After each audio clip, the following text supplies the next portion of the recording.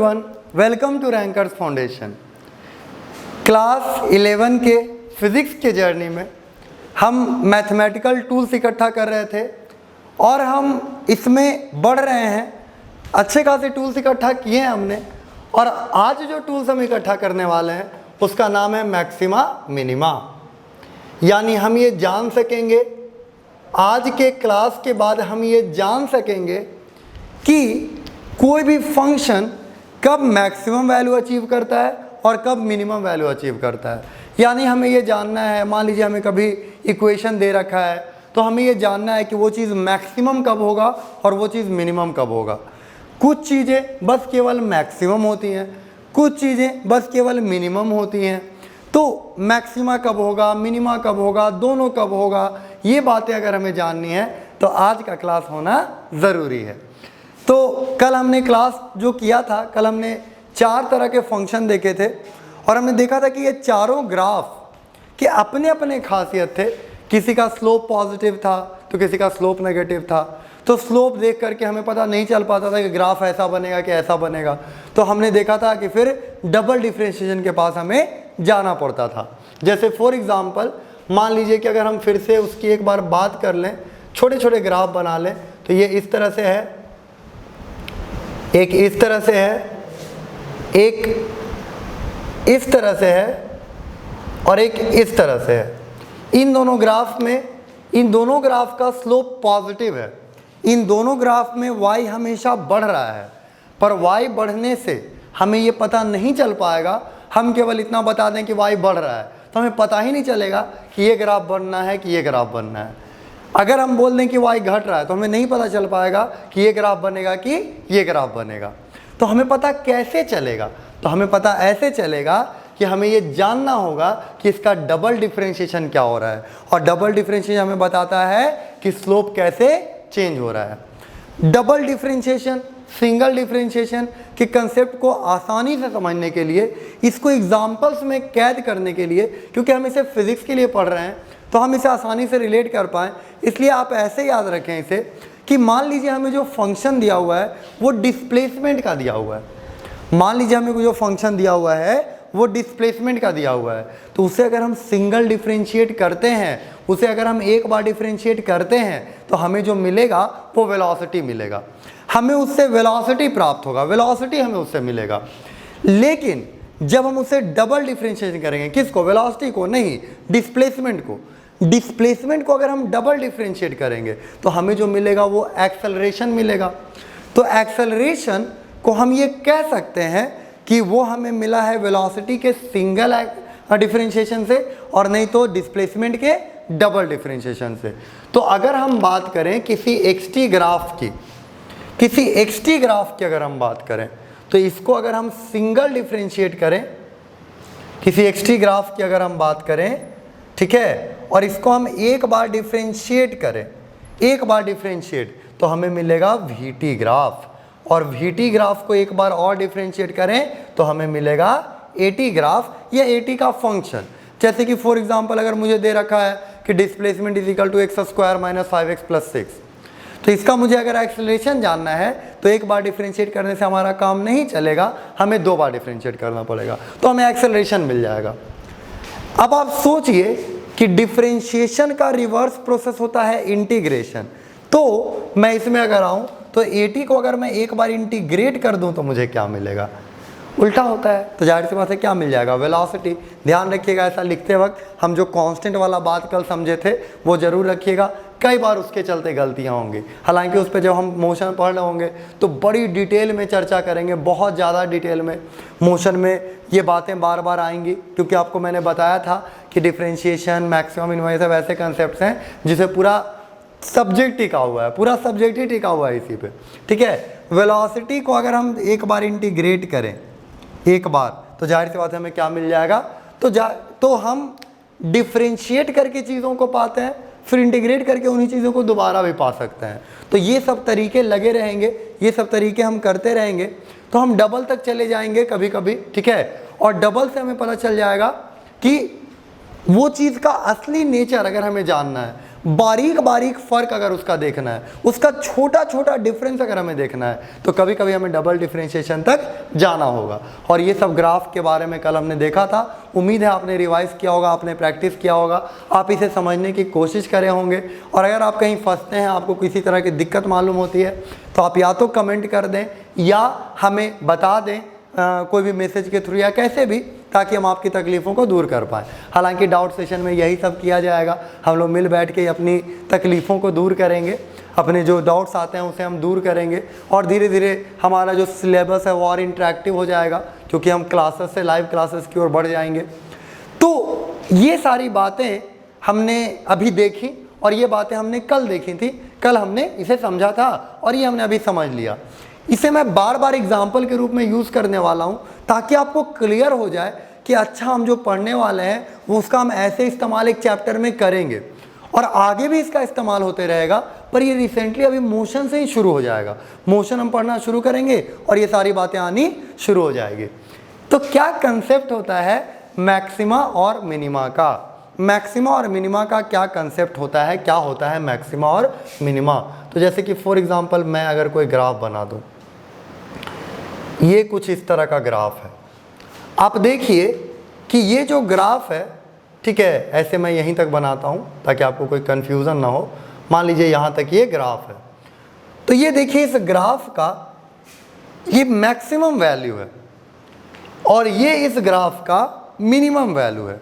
ऐसे तो ये ग्राफ ऐसे ऐसे भी हो सकता है, तो हो सकता है कि ऐसा ग्राफ हो ऐसे टाइप से, तो ये मैक्सिमा है, लेकिन ये भी मैक्सिमा है, पर ये अपने आसपास में मैक्सिमा, तो इसको बोलेंगे लोकल मैक्सिमा। लोकल है मतलब अपना एरिया का हीरो है, लेकिन जब पूरे एरिया की बात आती है तो फिर ये हीरो हो जाता है, ये इसको प्रणाम करता है। और ये भी अपने एरिया का हीरो है, गांव का, मोहल्ला का हीरो, घर का हीरो है, और ये थोड़ा मोहल्ला का है, और ये पूरे शहर का हीरो है, भैया है ये, ठीक है। तो ये क्या है कि पूरे ये लोकल है, ये भी लोकल कहेंगे ये। उसी तरह ये बहुत बेचारा आदमी है, ठीक है, सबसे बेचारा यही है, ये भी बेचारा है और ये भी बेचारा है, पर लोकल बेचारा है। लोकल मिनिमा, मैक्सिमा, ये सब होते हैं कंसेप्ट। तो हम अभी जो बात करने वाले हैं वो लोकल की नहीं करने वाले। लोकल की क्यों नहीं करने वाले? क्योंकि एक बार हम मैक्सिमा की बात करना सीख गए तो लोकल हमें बताया जाएगा कि इतने के बीच में मिलेगा, तो हम उतने के बीच में मैक्सिमा देख लेंगे, तो हमें वो भी लोकल भी निकालने आ जाएगा। लेकिन हम ओवरऑल मैक्सिमा, ओवरऑल मिनिमा, इसकी बात करने वाले हैं। कोई भी ग्राफ में, कोई भी फंक्शन में हम ओवरऑल मैक्सिमा की बात करने वाले हैं और ओवरऑल मिनिमा की बात करने वाले हैं। वो पूरा मिला के मैक्सिमम कब होगा, वो सबसे ज़्यादा मिनिमम कब होगा, वो कब एकदम बॉस बन जाएगा और कब बेचारा बन जाएगा, इसकी हम बात करने वाले हैं, ठीक है। तो इसके लिए हमें बहुत ज़्यादा दूर नहीं जाना पड़ेगा, हमें बस कल के क्लास पे जाना पड़ेगा जहाँ हमने ये सारी बातें पढ़ी थी। सोचिए जहाँ भी मैक्सिमा हुआ है और जहाँ भी मिनिमा हुआ है, देखिए मैक्सिमा होने से पहले हुआ क्या, ये घटने लगा। मैक्सिमा होने से पहले घटने लगा, जाहिर सी बात है, अगर घटेगा नहीं, हमेशा बढ़ते रहेगा, तो मैक्सिमा होगा कैसे? मैक्सिमा अगर होना है, एक जगह पे मैक्सिमम पहुंचना, तो उसके बाद घटना पड़ेगा। जहाँ भी मैक्सिमम होगा उसके बाद तो घटना पड़ेगा ना, उसके बाद तो चीज़ों को नीचे होना पड़ेगा। तो वो घटने का जो शुरुआत है वो अगर पहले से नहीं हुआ रहेगा तो कभी मैक्सिमा होगा कैसे? तो मैक्सिमा होने के लिए होना ये पड़ता है कि पहले जहाँ पे भी मैक्सिमा हो, जहाँ पे भी मिनिमा हो, यहाँ पे एक चीज़ तो है कि ग्राफ को पक्का सोना पड़ेगा, ग्राफ को लेट जाना होगा कि ना अब मैं आराम कर रहा, तो वहाँ पे या तो मैक्सिमा हो जाएगा या तो मिनिमा। तो for maxima and minima, for maxima और मिनिमा, ये इंग्लिश वाला और बोला मैंने, for maxima and minima, for maxima और मिनिमा, मैक्सिमा या मिनिमा होने के लिए, मैक्सिमा और मिनिमा होने के लिए, इस बार हिंदी वाला था, मैक्सिमा और मिनिमा होने के लिए हमें होना ये पड़ेगा कि स्लोप को पक्का ज़ीरो होना पड़ेगा। स्लोप ज़ीरो नहीं होगा तो कभी मैक्सिमा और मिनिमा होने वाला नहीं है। मैक्सिमा और मिनिमा तभी हो सकेगा, मैक्सिमा और मिनिमा की बात हम तभी कर सकेंगे जब स्लोप कितना हो जाएगा, ज़ीरो। स्लोप के बिना ज़ीरो हुए ऐसा कुछ होने वाला नहीं है। तो ये हो गया स्लोप हमारा ज़ीरो, ये हो गया मैक्सिमा मिनिमा। पर स्लोप हमने ज़ीरो कर दिया, कोई ग्राफ हमें दिया, हमें स्लोप ज़ीरो कर दिया, तो मैक्सिमा की मिनिमा है, क्योंकि दोनों पे स्लोप ज़ीरो हो रहा है। तो क्या सिंगल डिफरेंशिएशन से हमारा काम चल रहा है? नहीं, सिंगल डिफरेंशिएशन से हमारा काम नहीं चल रहा है। तो हम किसके पास जाएंगे? उससे एक स्टेप ऊपर जाएंगे, हम डबल डिफरेंशिएशन से पूछेंगे कि भाई तुम ही बताओ मैक्सिमा होगा कि मिनिमा होगा। तो डबल डिफरेंशिएशन बोलेगा रुको सोचते हैं। देखिए मैक्सिमा होने के जस्ट पहले, मैं हमेशा की बात नहीं कर रहा, मैक्सिमा होने के जस्ट पहले देखिए अभी एंगल इतना बन रहा था। मैक्सिमा होने के और पहले देखते हैं एंगल घट गया कि बढ़ गया? साफ साफ दिख रहा है कि घट गया। एंगल घट गया मतलब स्लोप क्या हो रहा है? घट रहा है। स्लोप घट रहा है मतलब dy by D x decreasing. तो डबल डिफरेंशिएशन क्या हो जाएगा? ग्रेटर देन जीरो कि लेस देन जीरो? तो हो जाएगा लेस देन जीरो, क्योंकि स्लोप घट रहा है। मैक्सिमा होने का रिक्वायरमेंट ही यही है। मैक्सिमा होने के लिए होना ही इतना पड़ेगा कि डबल डिफरेंशिएशन नेगेटिव होना चाहिए, नहीं तो कभी मैक्सिमा होने वाला नहीं है। डबल डिफरेंशिएशन जब तक नेगेटिव नहीं होगा, डबल डिफरेंशिएशन जब तक नेगेटिव नहीं होगा तब तक मैक्सिमा नहीं हो सकता है, क्योंकि स्लोप को घटना पड़ेगा। सोचिए आप ही कि मैक्सिमा होगा कब? जब घटेगा। जब घटेगा ही नहीं तो काहे का मैक्सिमा? समझ में आ रहा है? मैक्सिमा अगर होना है तो स्लोप को घटना पड़ेगा, एंगल को घटना पड़ेगा। घटते घटते ही वो जीरो होगा, क्योंकि मैक्सिमम वैल्यू अचीव करना है। उसके बाद रुकना है चीज़ों को। एक जगह मैक्सिमम होने के लिए एक जगह रुकना पड़ेगा, रुकने के लिए घटना पड़ेगा। घटते घटते घटते घटते वही जगह मैक्सिमम हो जाएगा, फिर नीचे आने लगेगा, तभी मैक्सिमम का कंसेप्ट आएगा। तो ध्यान रखिए सिंगल डिफरेंशिएशन से हमें कभी पता नहीं चल सकेगा कि वो चीज़ मैक्सिमम होने वाला है कि मिनिमम होने वाला है। उसके लिए हमें कहाँ जाना पड़ेगा? Double differentiation. तो चलिए आ जाते हैं, अब हम लिख देते हैं फॉर मैक्सिमा। अब हम दोनों की बात नहीं कर रहे, अब हम सिर्फ मैक्सिमा की बात कर रहे हैं। तो for maxima single differentiation dy by D x तो जीरो होना चाहिए, और जो डबल डिफरेंशिएशन है d2y by D x square ये लेस देन जीरो होना चाहिए। कुछ ज़्यादा ही स्टाइल मार दिया मैंने, लेस देन जीरो होना चाहिए। Double differentiation less than zero होना चाहिए, तब जाके हमें क्या मिलेगा? मैक्सिमा। क्या आप मिनिमा के लिए समझ पा रहे हैं? क्या आपको मिनिमा का पता चल रहा है? बिल्कुल, हमें आराम से पता चल रहा है कि मिनिमा में क्या होने वाला है। अगर हम बात करें फॉर मिनिमा, मिनिमा की अगर हम बात करें तो सिंगल डिफरेंशिएशन कोई आश्चर्य की बात नहीं, वो ज़ीरो के बराबर होना चाहिए। सिंगल डिफरेंशिएशन ज़ीरो के बराबर हो जाएगा तो वो चीज़ मिनिमा हो जाएगा। लेकिन डबल डिफरेंशिएशन तो देख लेते हैं। तो देखिए अभी मैं पहले की बात कर रहा हूँ, इतना एंगल है, थोड़ा देर बाद देखिए एंगल बढ़ गया। एंगल जब भी बढ़ जाए, एंगल जब भी बढ़ जाए, स्लोप तो बढ़ रहा है ना, क्योंकि एंगल बढ़ने से स्लोप हमेशा बढ़ता है। तो डबल डिफरेंशिएशन, क्योंकि स्लोप इज इंक्रीजिंग, ये हमने कल देखा था, स्लोप इंक्रीज कर रहा है, इसीलिए डबल डिफरेंशिएशन इस बार क्या हो गया? पॉजिटिव। तो डबल डिफरेंशिएशन जब नेगेटिव आ जाए तो वो चीज़ मैक्सिमा होगा, डबल डिफरेंशिएशन अगर पॉजिटिव हो जाए तो वो चीज़ मिनिमा होगा। और सिंगल डिफरेंशिएशन क्या होगा? सिंगल डिफरेंशिएशन हमेशा जीरो होना चाहिए, क्योंकि जहाँ भी मैक्सिमा होगा, जहाँ भी मिनिमा होगा, वहाँ पे स्लोप को जीरो होना ही पड़ेगा। स्लोप के चेंज को पॉजिटिव होना है, स्लोप के चेंज अगर पॉजिटिव हुआ तो वो मिनिमा का पॉइंट होगा, और स्लोप का चेंज अगर नेगेटिव हुआ तो वो मैक्सिमा का चेंज हुआ। ये मैथ्स की बातें हैं, पर हम ये मैथ्स इसलिए नहीं पढ़ रहे हैं कि हम केवल मैथ्स पढ़ने वाले हैं, हम इसको फिजिक्स के लिए पढ़ रहे हैं। तो चलिए एक एग्जांपल लेते हैं फिजिक्स से, जहाँ से ये बातें हमें एग्जैक्टली क्लियर हो जाएंगी कि मतलब क्या है डबल डिफरेंशिएशन और वगैरह वगैरह चीज़ों का। तो देखिए हमने बोला आपको कि डिस्प्लेसमेंट को सिंगल डिफरेंशिएट करेंगे, एक बार डिफरेंशिएट करेंगे, यानी उसका एक बार स्लोप निकालेंगे तो हमें वेलोसिटी मिलेगा, और वेलोसिटी को अगर हम एक बार और स्लोप निकाल दें, वेलोसिटी का भी स्लोप निकाल दें, यानी डिस्प्लेसमेंट का डबल डिफरेंशिएशन कर दें, तो हमें क्या मिल जाएगा? एक्सेलरेशन, यानी वेलोसिटी का स्लोप हमें दे देगा एक्सेलरेशन। ठीक है, अब सोचिए मैंने एक बॉल को ऊपर फेंका, मैंने बॉल को ऊपर फेंका, उसका डिस्प्लेसमेंट किधर की ओर हुआ? ऊपर की ओर। मैंने फेंका ऊपर, वेलोसिटी किधर की ओर हुआ? ऊपर की ओर।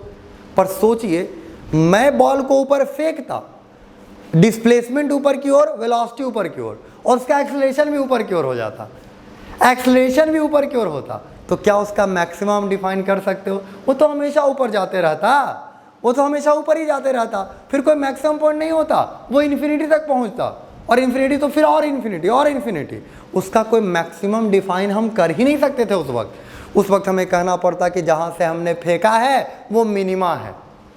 तो अगर हम डबल डिफरेंशिएशन को भी पॉजिटिव कर दें, हम बॉल को फेंके और डबल डिफरेंशिएशन करने पॉजिटिव करने का मतलब ये हुआ कि एक्सेलरेशन भी उसी डायरेक्शन में दे दें, तो कभी भी मैक्सिमा डिफाइन नहीं होगा, उस समय क्या डिफाइन हो जाएगा, मिनिमा।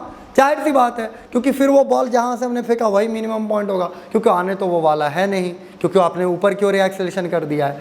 पर क्या ऐसा प्रैक्टिकली होता है? नहीं, ऐसा नहीं होता है। होता क्या है, हम बॉल को ऊपर फेंकते हैं, आराम से नीचे आता है, एक पॉइंट तक वो जाता है, एक पॉइंट तक वो जाता है और फिर वो नीचे आ जाता है। तो यहाँ से जाके आ गया, ये मैक्सिमा था। कैसे हुआ ये? फेंका आपने ऊपर, वेलोसिटी दिया ऊपर, पर आपने एक्सेलरेशन कहाँ दिया? नीचे। जब तक डबल डिफरेंशिएशन नेगेटिव नहीं होता है तब तक मैक्सिमा की बात नहीं होती है, और जब तक डबल डिफरेंशिएशन पॉजिटिव नहीं होता है तब तक मिनिमा की बात नहीं होती है। तो मैक्सिमा की बात अगर हमें करनी है, अगर हमें मैक्सिमा निकालना है, अगर हमें मैक्सिमा के बारे में सोचना है, तो ये चीज़ होना ज़रूरी है कि उसका डबल डिफरेंशिएशन नेगेटिव हो जाए। और अगर हमें मिनिमा की बात करनी है, हमें चाहिए कि वैल्यूज़ मिनिमम रहें, तो उसका जाहिर सी बात है डबल डिफरेंशिएशन क्या होना होगा? पॉजिटिव। कभी कभी हमारे हाथ में होगा कि हम पॉजिटिव नेगेटिव कर दें, और कभी कभी वो होगा ही होगा, कभी कभी वो पॉजिटिव नेगेटिव खुद तय करेगा, क्यों बस पॉजिटिव ही रहेगा। कई सारे ऐसे फंक्शंस हैं जिसका डबल डिफरेंशिएशन एकदम पॉजिटिव ही है, पॉजिटिव ही है, तो वो कभी मैक्सिमा नहीं हो सकते हैं, वो हमेशा क्या होंगे? मिनिमा।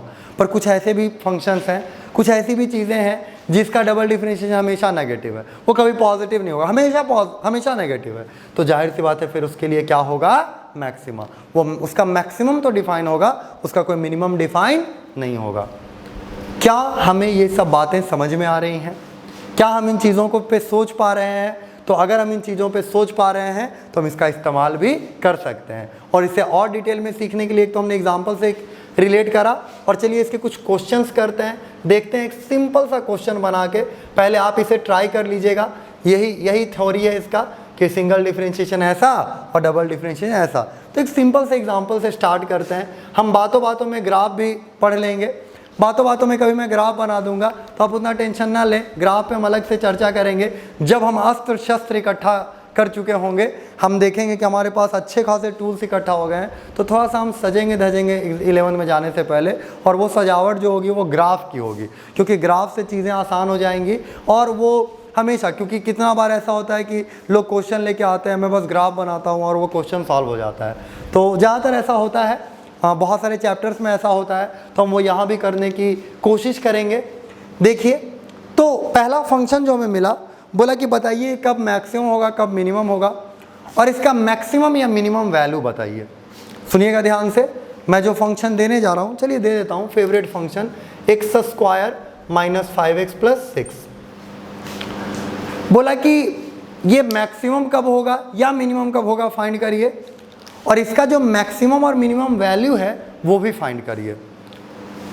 तो हमारे हाथ में ये सब चीज़ दिया गया कि इसका मैक्सिमा और मिनिमा कब होगा ये निकालना है, कहाँ होगा ये निकालना है, और इसका जो मैक्सिमम वैल्यू है वो भी निकालना है। तो हमने कहा कि ठीक है, आपने दिया है बनाने के लिए, तो ऐसा करिए, हम देखते हैं, इसको बनाते हैं। तो y इज इक्वल टू है x² - 5x + 6। तो ये वैल्यू हमने देखा, हम पहले तो इसका सिंगल डिफरेंशिएशन करके 0 के बराबर कर देंगे, तो हमने लिखा dy/dx इज इक्वल टू 0। तो dy/dx हुआ कितना? 2x। क्या आप डिफरेंशिएट कर सकते हैं? बिल्कुल कर सकते हैं, कोई दिक्कत की बात नहीं है। 2x - 5 इज इक्वल टू 0, तो x इज इक्वल टू आया 5/2। ओहो, 5/2 पे इसका जो स्लोप है वो 0 हो रहा है। क्या हमें पता चला है कि 5/2 पे मैक्सिमम मिल रहा है कि मिनिमा? नहीं, ये पता नहीं चला है। पता बस इतना चला है कि 5/2 एक ऐसा वैल्यू है जहां पे इसका स्लोप हमें क्या मिल रहा है? 0 मिल रहा है। स्लोप हमें 0 मिल रहा है 5/2 पे, पर वो मैक्सिमा है कि मिनिमा ये तो हमें पता ही नहीं चल रहा है। तो इसके लिए हमें किसके पास जाना होगा? डबल डिफरेंशिएशन के पास। तो हम जाते हैं, डबल डिफरेंशिएट करते हैं इसे ही। तो d2y/dx², ये जब हम करेंगे तो हम देखें कि हमें मिल रहा है 2। भाई ये 2 तो कभी, ये ऐसा भी नहीं है कि पॉजिटिव नेगेटिव दोनों हो सकता है, ये तो हमेशा पॉजिटिव है, और हमेशा पॉजिटिव है मतलब कि हमें मिलने भी क्या वाला है? मिनिमा। जब भी डबल डिफरेंशिएशन हमेशा पॉजिटिव हो तो हमें क्या मिलने वाला है? मिनिमा। यानी 5/2 जो पॉइंट है 5/2 वाला जो पॉइंट है उस पर हमें जो वैल्यू मिलेगा वो क्या मिलने वाला है, मिनिमम, मिनिमम मिलने वाला है। और हम देखते हैं कि पूछा है कि वो मिनिमम, तो मतलब पहले तो ये पूछा था कि कब मैक्सिमा या मिनिमा होगा, 5/2 पे होगा, मैक्सिमा होगा कि मिनिमा होगा, तो मिनिमा होगा क्योंकि डबल डिफरेंशिएशन हमने करके देखा तो पॉजिटिव आया। और पूछा कि वो मिनिमम वैल्यू क्या होगा, तो मिनिमम वैल्यू 5/2 पे मिल रहा है, ये वैल्यू हम यहाँ रखेंगे।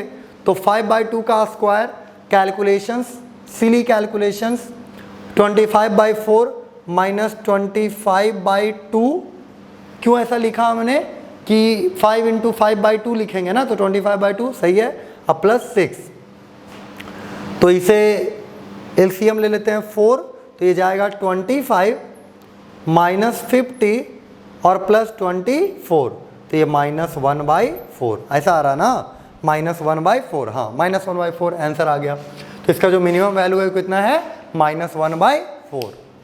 ये बात तो हमने बना के देख ली। कोई आसान तरीका भी था इसको ऐसे ही देख लेने का, बिल्कुल था। हम इसका ग्राफ बना देंगे, ग्राफ बनाएंगे तो देखिए कैसे ग्राफ बनाएंगे।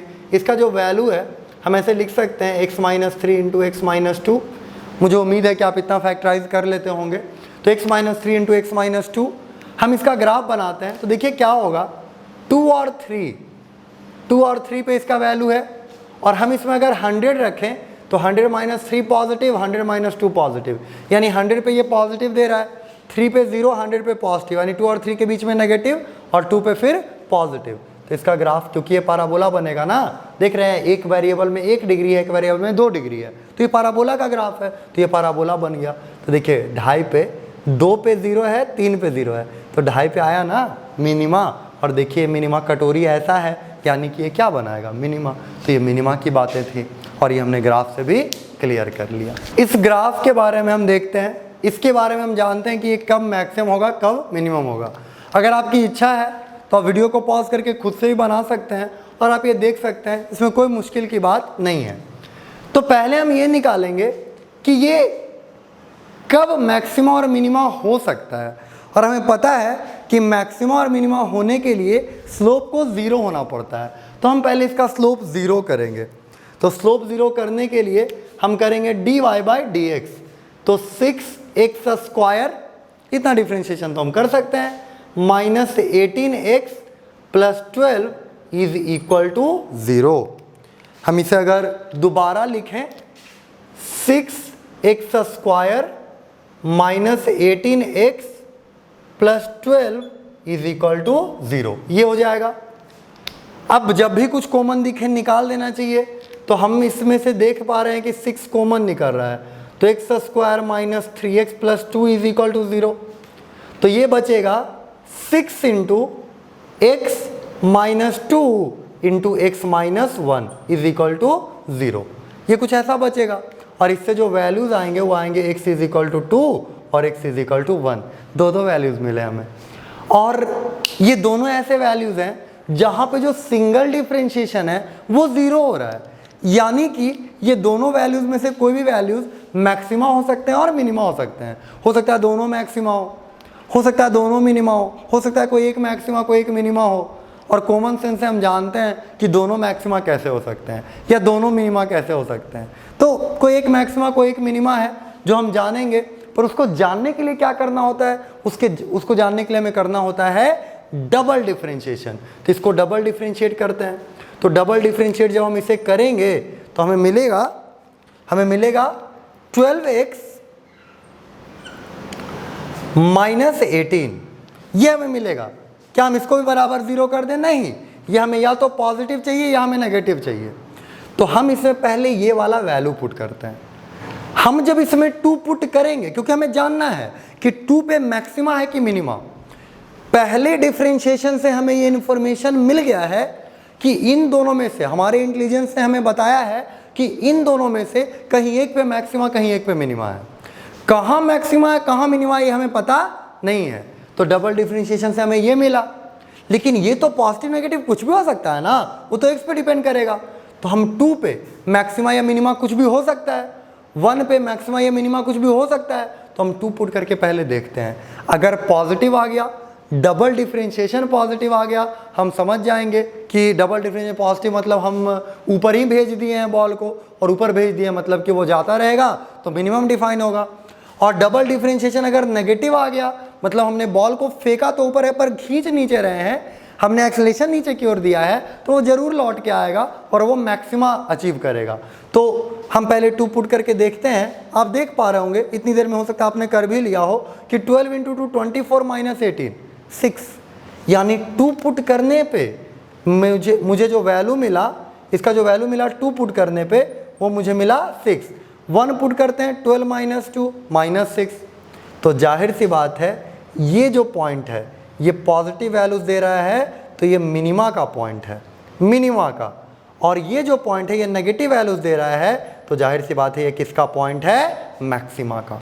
ये मैक्सिमा का पॉइंट है और ये मिनिमा का पॉइंट है। और इस तरह से हम कह सकते हैं कि मिनिमा और मैक्सिमा हमें मिल गया। तो x = 2 पे, x = 1 पे ये सारी बातें हमने कर ली, सारी बातें हमसे हो गई। तो मैक्सिमा और मिनिमा को जानने के क्रम में अब सोचिए कि यही फंक्शन अगर होता टाइम का, डिस्प्लेसमेंट टाइम का, यहाँ t लिखा होता और यहाँ डिस्प्लेसमेंट होता, और आपसे पूछा जाता है कि कितने टाइम पे बताइए मैक्सिमम डिस्प्लेसमेंट है, कितने टाइम पे मिनिमम डिस्प्लेसमेंट है, तो 1 सेकेंड पे मैक्सिमम डिस्प्लेसमेंट है, 2 सेकेंड पे मिनिमम डिस्प्लेसमेंट है। और भी बहुत सारी बातें हम इसमें कर सकते थे, और भी बहुत तरह की चीज़ें हम इसमें देख सकते थे। तो ये सारी बातें हैं। इसका हम चाहें तो ग्राफ भी बना सकते हैं। एक्चुअली ग्राफ बनाने के लिए आपको करना ये होगा कि ये क्योंकि क्यूबिक फंक्शन है, तो क्यूबिक फंक्शन से हम ये उम्मीद करते हैं, देखिए 2 और 1 पे ये मैक्सिमा और मिनिमा हुआ है, ठीक है। बहुत तरीके हैं ग्राफ बनाने के। ग्राफ बनाने जब आप लगेंगे तो आपका दिमाग बहुत ज़्यादा लगने लगेगा और फिर आपको दुनिया भर के तरीके दिखेंगे। हम इसी डेटा से चलिए इसका ग्राफ बनाते हैं, ठीक है। 1 पे इसका वैल्यू मैक्सिमम है, हम 1 इस पे रखते हैं, तो 1 इस पे रखेंगे तो 2 × 1, 2 - 9 × 1, 2 - 9 -7 प्लस 12 × 1 12, तो -7 + 12 5, और 5 और 6 कितना हो गया 11। यानी 1 पे जो इसका वैल्यू आएगा वो कितना आ रहा है 11, और 11 क्या है मैक्सिमा है, ठीक है। 11 पे मैक्सिमम वैल्यू है, 11 से ज़्यादा बड़ा वैल्यू इसका होने नहीं वाला, ठीक है। मिनिमम वैल्यू कहाँ है, मिनिमम वैल्यू मिला है मुझे 2 पे, तो 2 इस पे रखते हैं, तो 2 × 2 का क्यूब, 2 का क्यूब हो गया 8 × 2 16 - 9 × 4 36 प्लस 12 × 2 24 और प्लस 6, तो ये मुझे मिलेगा 24 और 6 30 16 46 - 36 यानी कितना 10। यानी इसका मिनिमम वैल्यू जो मुझे मिला वो कितना मिला 10, ठीक है, वो मुझे मिला 10। हमने कुछ गलती करी है। x = 2 एक बार देख लेते हैं पुट करके, तो 2 × 2 का क्यूब, 9 × 2 का स्क्वायर, 12 × 2 सही है, और 6, तो ये हमें मिलेगा 16 - 36 प्लस 24 24 6 30 16 46 - हाँ 10 सही है। तो ये हमें 10 लगभग यहाँ पे मान लेते हैं कि थोड़ा डिफरेंस पता चले। तो ये जो ग्राफ होगा देखिए यहाँ पे मैक्सिमम है, ठीक है, यहाँ पे मैक्सिमम है और ये इधर आते ही मिनिमम है, तो ये कुछ इस तरह से बनेगा ग्राफ, ठीक है। इसका डोमेन और रेंज भी हमें निकालना होगा और हमें इस तरह से इसकी बात करनी होगी। तो ऐसे ग्राफ का कम से कम एक अप्रॉक्सीमेट प्लॉट हम बना सकते हैं मैक्सिमा मिनिमा के मदद से, और इस तरह से हम इस पर बातें कर सकते हैं। अब हम जो टूल्स इकट्ठा करने जा रहे हैं वो अलजेब्राइक टूल्स हैं, और हमने ये थोड़ा थोड़ा पढ़ा है और कुछ कुछ चीज़ें इसकी नहीं पढ़ी हैं। तो अभी पहला टूल जो आपने पढ़ा है वहीं से लाते हैं हम, उसका नाम है क्वाड्रेटिक इक्वेशंस। क्वाड्रेटिक इक्वेशंस, बहुत सारी चीज़ें आपने पढ़ रखी हैं क्लास 10 से, श्री आचार्य जी का आशीर्वाद ले रखा है हमने, और -b plus minus under root क्या क्या है ना, बहुत सारी चीज़ें, वो सारी बातें भी ज़रूरत पड़ने वाली हैं। तो देखिए एक क्वाड्रेटिक इक्वेशन क्या होता है। क्वाड्रेटिक इक्वेशन होता है जिसका डिग्री 2 होता है। तो एक सिंपल क्वाड्रेटिक इक्वेशन अगर हम लिखना चाहें तो हम लिखते हैं ax² plus bx plus c = 0। ये क्वाड्रेटिक इक्वेशन है, और इसके अगर हम जीरोस निकालना चाहें तो 2 जीरोस निकलते हैं, और वो दोनों जीरो निकालने का फॉर्मूला था x = -b plus minus under root d/2a। By 2a, ठीक है। और ये जो d है, इस d का वैल्यू होता था, क्या बोलते थे इसे, डिस्क्रिमिनेंट। याद है, डिस्क्रिमिनेंट इसलिए बोलते थे क्योंकि ये डिस्क्रिमिनेट करता था, ये फंक्शन के बारे में बता देता था हमें डिस्क्रिमिनेट करके कि कौन क्या करने वाला है, कौन क्या नहीं करने वाला है ना। वो सारी बातें तो अभी आपको याद भी होंगी और अभी भी हम देखने वाले हैं। तो d इज इक्वल टू होता था b स्क्वायर माइनस 4ac। और इस डिस्क्रिमिनेंट में कुछ केसेस लाते थे हम लोग। हमें कोई क्वाड्रेटिक इक्वेशन अगर दिया जाता था तो हम उसका डिस्क्रिमिनेंट देखते थे, और डिस्क्रिमिनेंट अगर पॉजिटिव आया तो हम कुछ और करते थे, डिस्क्रिमिनेंट अगर जीरो आया तो कुछ और करते थे, डिस्क्रिमिनेंट अगर उसका नेगेटिव आया तो कुछ और करते थे। हम ऐसा करते थे। तो पहला केस हम जो लेके चल रहे हैं वो ये है कि d is greater than 0, d is greater than 0। फिर हम एक केस लेके चलेंगे जिसका नाम होगा d बराबर 0। कोई नई बातें नहीं है हमारे लिए, हमने ये सब पढ़ रखा है, पहले ही हमने देख रखा है, d बराबर 0। और एक और केस हम लेके चलेंगे d लेस देन 0। ये हमारे काम का चीज होगा, ये हमें काम आने वाला होगा। तो d ग्रेटर देन 0, d बराबर 0 और d लेस देन 0, ये सारी चीजें हम देख रहे होंगे अभी। तो d ग्रेटर देन 0 की अगर बात करें, डिस्क्रिमिनेंट अगर पॉजिटिव होता है, मैंने बराबर नहीं दिया, मैंने ग्रेटर देन 0 की बात करी, तो सोचिए ये अगर पॉजिटिव हुआ तो ये कुछ वैल्यू होगा, तो एक बार जुटेगा एक बार घटेगा, यानी कितने वैल्यूज मिलेंगे, 2 वैल्यू, यानी 2 जीरोस मिलेंगे इससे। d ग्रेटर देन 0 अगर हमें मिलता है तो हमें 2 जीरोस मिलेंगे। हम इस बात का बात ग्राफिकली करते हैं। ये जो चीज़ हमने सीखा इसको चलिए हम ग्राफिकली देखते हैं कि ग्राफ में इसका क्या मतलब निकला। तो सोचिए मुझे 2 जीरोस मिलते हैं, मुझे 2 जीरोस मिलते हैं। तो ये जो d ग्रेटर देन 0 का केस है ना, चलिए ग्राफ में बगल में बनाता हूँ ताकि आपको क्लियर रहे। 2 जीरोस मिलेंगे मुझे, तो ये जो ग्राफ मिलेगा मुझे ये ऐसा मिल सकता है, ये या तो ऐसा बन सकता है क्योंकि 2 जीरो तो मिलना ही है, और 0 एक ऐसा नंबर होता है कि एक बार पॉजिटिव करता है और एक बार नेगेटिव करता है। 0 के अबाउट में चीजें एक बार पॉजिटिव होती हैं और इस तरफ नेगेटिव होती हैं। तो 0 तो 2 हैं, यानी एक तरफ पॉजिटिव तो इस तरफ नेगेटिव, इस तरफ नेगेटिव तो इस तरफ पॉजिटिव, तो ग्राफ ऐसा बन सकता है। या हो सकता है कि ग्राफ ऐसा बन जाए, दोनों में से कैसा भी ग्राफ बन सकता है ना। d ग्रेटर देन 0 में, d ग्रेटर देन 0 में ये बात हुआ कि या तो ऐसा बन सकता है या ऐसा बन सकता है। तो ये किस पे तय करता है, ये बातें कहाँ से हमें पता चलेंगी कि ग्राफ ऊपर की ओर बनेगा कि नीचे की ओर बनेगा। तो हम ऐसा करते हैं कि हम ग्राफ बना करके देखते हैं। हमने अभी थोड़ी देर पहले कैलकुलेट किया, ये ग्राफ बनाया x square minus 5x plus 6 का। क्या आपको याद आ रहा है कि ये ग्राफ कैसा बना था? ये ग्राफ बना था कुछ ऐसा। इसे मैं क्या करता हूं, मैं minus x square plus 5x minus 6 कर देता हूं। अब ये माइनस कॉमन निकल जाएगा, माइनस कॉमन निकल जाएगा तो सोचिए मैंने इसे माइनस से मल्टीप्लाई कर दिया। अब ये क्या करेगा, अब ये जो चीज़ था एकदम एग्जैक्टली उसका उल्टा बन जाएगा, यानी नीचे हो जाएगा, यानी अब ये ग्राफ ऐसा बन जाएगा।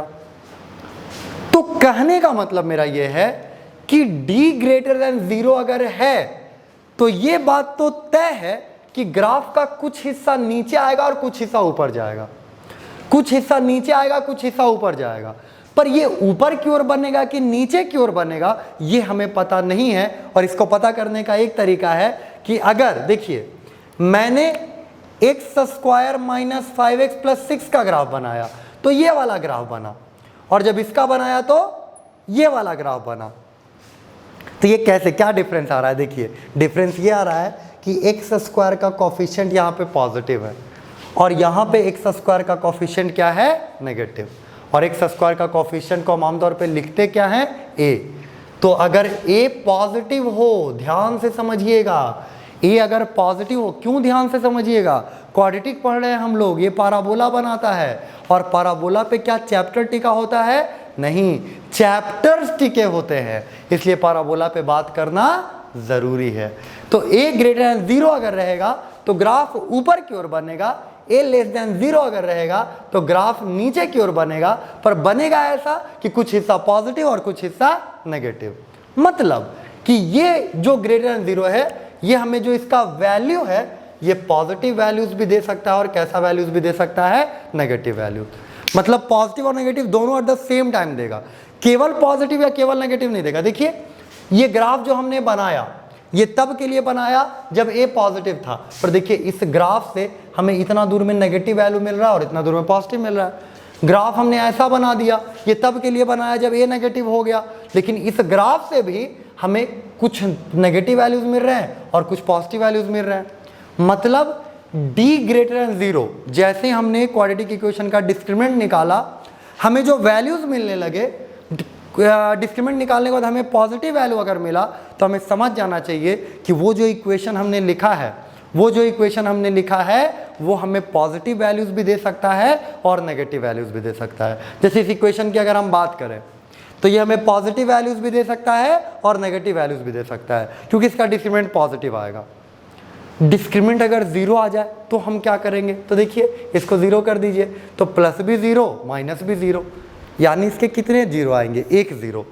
इसके अगर हम d 0 कर दें तो इसके कितने 0 आएंगे, सिर्फ 1 0। तो 1 0 आने पे सोचिए ग्राफ जो ऐसा बनता था वो या तो ऐसा बनने लगेगा, जैसे मैं फॉर एग्जांपल आपको एक एग्जांपल लेके दिखा देता हूँ, x² माइनस 4x प्लस 4, इसका डिस्क्रिमिनेंट निकालिए आप, तो देखिए 4 का स्क्वायर 16 माइनस 4ac होता है, तो 4 इंटू a 1 i इंटू 4, तो 16 माइनस 16 कितना हो गया, 0। इसका डिस्क्रिमिनेंट 0 हो गया। अब देखिए इसे लिख सकते हैं x माइनस 2 का होल स्क्वायर, ये सब मैं फैक्टराइजेशन से लिखता हूँ, मैं जल्दी इसलिए लिख देता हूँ कि मैं मान के चल रहा हूँ कि आपको आता है, वरना मैं इसे एक्सप्लेन कर सकता हूँ, कोई दिक्कत की बात नहीं है। और जब लाइव क्लास करेंगे हम लोग, आप बताइएगा कि आप थोड़ा सा एक्सप्लेन कर दीजिए तो मैं कर भी दूंगा, कोई दिक्कत की चीज़ नहीं है। लेकिन साइंस आपने लिया है तो थोड़ा सोच समझ के लिया होगा, इसलिए मैं मान के चलता हूँ, इतना भरोसा करता हूँ कि आपको ये सब चीज़ें आती होंगी। तो x माइनस 2 का होल स्क्वायर ये हो गया। तो सोचिए इसका ग्राफ जो आप बनाइएगा तो 0 तो बस 2 पे मिल रहा है ना, ये ग्राफ को तो ऊपर छुएगा, 2 पे छू सकता है, और 2 पे छुएगा तो ये ग्राफ को बस छूते हुए निकलेगा। तो इसके जो ग्राफ बनते हैं d बराबर 0 के, यानी कोई इक्वेशन हमने देखा क्वाड्रेटिक इक्वेशन और इसका डिस्क्रिमिनेंट देखा कि 0 आ रहा है, तो हम समझ जाएंगे कि ग्राफ या तो ऊपर बनेगा या ग्राफ नीचे, बस एक बार छू के गुजरेगा। मतलब ये या तो केवल पॉजिटिव वैल्यू दे सकता है और केवल नेगेटिव वैल्यू दे सकता है। कैसे पता चलेगा कि केवल पॉजिटिव या केवल नेगेटिव, जाहिर सी बात है किससे पता चलता है, ये सब ए से। ये a ग्रेटर देन 0 की बातें हैं और ये a लेस देन 0 की बातें हैं। इस पे हम लोग एक बार और कर लेंगे, अभी देखिए पहले। अब सोचिए मैं d लेस देन 0 में आ गया, मैं d लेस देन 0 में आ गया। अब ये लेस देन 0 है, मतलब इमेजिनरी हो गया। अब इसका 0 हमें मिलने नहीं वाला, तो इसके इमेजिनरी 0 हैं, इसके 0 से हैं ही नहीं, इसका मतलब ये ग्राफ कभी इंटरसेक्ट नहीं करने वाला। ये कम से कम एक बार टच कर रहा है, क्योंकि एक 0 हमें मिल रहा है। ये 2 बार काट रहा था, क्योंकि हमें 2 zeros मिल रहा था इसके लिए, पर इसके लिए तो 0 ही नहीं मिलने वाला।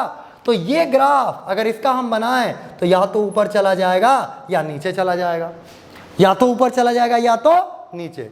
बोलिए ऊपर कब जाएगा, सोचिए ऊपर कब जाएगा, तो a ग्रेटर देन 0 के लिए, और नीचे कब जाएगा, जब a लेस देन 0 होगा।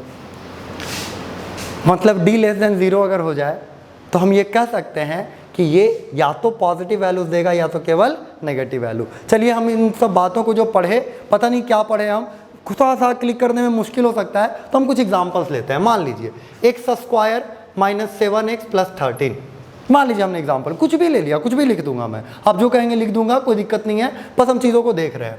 इसका हमने डिस्क्रिमिनेंट कैलकुलेट करा, तो डिस्क्रिमिनेंट जब हमने कैलकुलेट करा तो देखा कि 49 7 का स्क्वायर 49 माइनस 4 इंटू 1 इंटू 13, यानी 49 माइनस 52, यानी कि -3। इसका डिस्क्रिमिनेंट आया नेगेटिव, डिस्क्रिमिनेंट नेगेटिव मतलब हम आ गए यहां।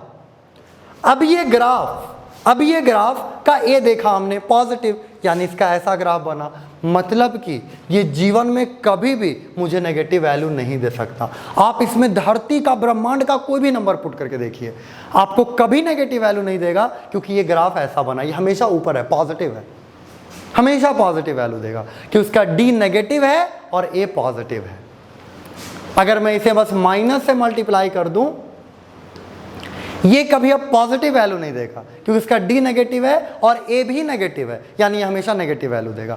ये हमेशा ग्राफ ऐसा बनेगा नीचे। ये देखिए कभी ऊपर आया ही नहीं, इसने कभी ऊपर की दुनिया देखी ही नहीं, ये नीचे पाताल में ही रह गया, कभी आकाश में आया ही नहीं, तो ये कैसे पॉजिटिव वैल्यू देगा?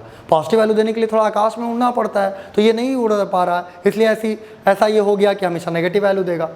कोई भी फंक्शन लिख ले, x² माइनस 2x प्लस 5, मान लीजिए x² माइनस 2x प्लस 5 या minus x² plus 2x plus 5, तो देखिए 4 माइनस -1, ठीक है, a का वैल्यू हो गया -1 इंटू 5, तो 5 और 5 प्लस 4 कितना हो गया 9, इसका डिस्क्रीमेंट का वैल्यू आया 9 मतलब कैसा? पॉजिटिव, और पॉजिटिव में इसका एक ऐसा है नेगेटिव, यानी ये नीचे आ गया मतलब ये पॉजिटिव वैल्यूज भी दे सकता है इतनी दूर के लिए, और इतनी दूर के लिए कैसा वैल्यू देगा? नेगेटिव, यानी ये पॉजिटिव वैल्यू भी दे सकता है ये फंक्शन और नेगेटिव वैल्यूज भी। मान लीजिए मैं कोई और फंक्शन लिख दूं, x² माइनस 5x प्लस वो लिखा ही जाता है मुझसे 2, मान लीजिए इसका डिस्क्रीमेंट निकालें तो 25 माइनस 1 इंटू 2 23 आ गया, इसका मतलब ये पॉजिटिव और ये भी पॉजिटिव और इसका डिस्क्रीमेंट भी पॉजिटिव, तो ये ऐसा ग्राफ देगा, यानी ये पॉजिटिव वैल्यू भी दे सकता है और थोड़ा देर के लिए नेगेटिव वैल्यूज भी दे सकता है। तो इस तरह से कोई भी ग्राफ हमें कैसा वैल्यू देने वाला है, ये बस उसका डिस्क्रिमिनेंट निकाल करके उसके ग्राफ का नेचर देख करके हम पता कर सकते हैं, और इन सब बातों का जब हम ग्राफ पढ़ रहे होंगे बहुत अच्छे से इस्तेमाल कर रहे होंगे। मुश्किल से 1 क्लास और या ज़्यादा से ज़्यादा 2 क्लास और अगर आपका डिमांड होगा कि हम इस पर अच्छे क्वेश्चंस करें, जो कि मैं बच रहा हूँ, किसी एक मेरे पुराने स्टूडेंट ने कहा भी कि क्वेश्चंस का जो लेवल है वो थोड़ा कम रह रहा है, तो ये मैं इसलिए रख रहा हूँ कि कुछ अलग अलग स्ट्रीम के बच्चे भी हमारे साथ जुड़े हुए हैं, तो इसका ध्यान में रख के क्वेश्चंस के लेवल को जानबूझ के अभी कम रखा जा रहा है। पर फिज़िक्स में ऐसा नहीं होगा, फिज़िक्स हम अच्छे लेवल में पढ़ेंगे। हम किसी भी एग्ज़ाम का तैयारी करने वाले हों, हम किसी भी एग्ज़ाम की पढ़ाई करने वाले हों, हमारा लेवल अगर अच्छा है तो हम हर चीज़ कर सकते हैं। कभी हमारा मूड बदल गया, कभी हमने डिसाइड कर लिया कुछ देरी से, तो हमें कोई फ़र्क नहीं पड़ेगा। इसलिए हम अपना लेवल अच्छा करेंगे, इस बात से कोई फ़र्क नहीं पड़ता कि हम किस चीज़ की तैयारी कर रहे हैं और हम क्या पढ़ रहे हैं। और अगर आसानी से हमारा लेवल अच्छा रहता हो तो और क्या चाहिए, फिर हमें क्या ज़रूरत है कि हम नॉर्मल अपने आप को बेचारा समझ करके पढ़ें। तो मैथमेटिकल टूल्स में अगर आपको कुछ अच्छे क्वेश्चन कराने होंगे और मुझे भी ज़रूरत फील होगा और आप भी अगर कहेंगे तो मैं इसमें 1-2 दिन न्यूमेरिकल करा दूंगा। काफ़ी अच्छे क्वेश्चन देखेंगे फिर हम लोग, क्योंकि क्वेश्चंस की कोई कमी नहीं है। तो इसके 1-2 क्लास और बचे हुए हैं, कुछ अलजेब्रा के ही मैथमेटिकल टूल्स हैं और कुछ ग्राफ की बातें हैं जो मैं आपको बताऊंगा, वो मेरी तरफ से रहेगा बोनस के रूप में, वो हम देखेंगे, ठीक है। और उसके बाद हम अगले चैप्टर की ओर, मतलब फिजिक्स के पहले कोर चैप्टर की ओर मूव कर जाएंगे और फिर सारी क्लासेस एज यूजुअल शुरू हो जाएंगे। आज के लिए बस इतना ही, बाकी बातें अगले दिन।